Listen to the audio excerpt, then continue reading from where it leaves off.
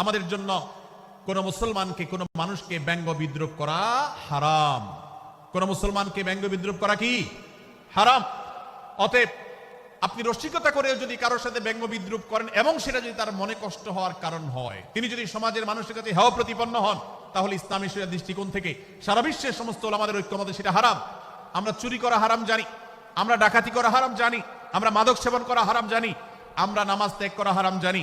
এই সমস্ত হারাম থেকে আমরা অনেকেই বেঁচে থাকি, কিন্তু আমি আমার মুসলমান ভাইয়ের চরিত্র হনন করছি শুধুমাত্র সাধারণ জীবনযাত্রার ক্ষেত্রে করছি তা নয়, এমনকি ধর্মের নামে, ইসলাম প্রচারের নামে, দাওয়াতের নামে আমরা আমাদের প্রতিপক্ষ মুসলমান ভাইকে নিয়ে অনেক সময় ব্যঙ্গ বিদ্রুপ করি, হাসাহাসি করি, তাকে ছোট করি, তাচ্ছিল্য করি, হেয় করি, তার সম্মানহানি করি।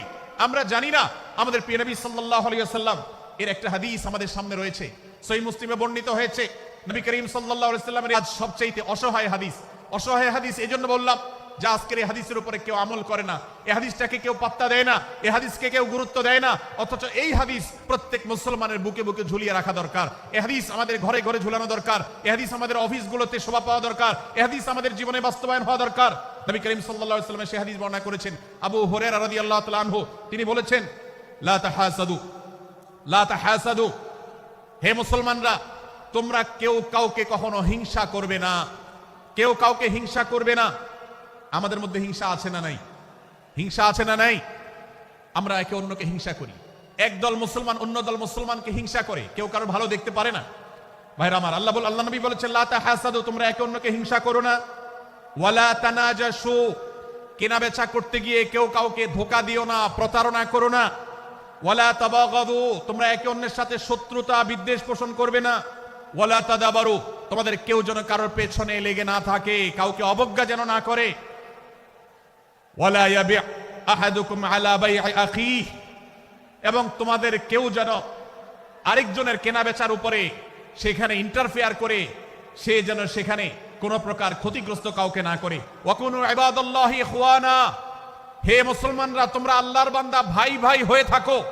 তোমাদের মধ্যে মতপার্থক্য থাকুক, দলগত মতপার্থক্য, অবস্থানগত মতপার্থক্য, থটগত মতপার্থক্য, মাযহাব মাসলাবগত মতপার্থক্য থাকুক, কিন্তু তোমরা আল্লাহর বান্দা ভাই ভাই হয়ে থাকো।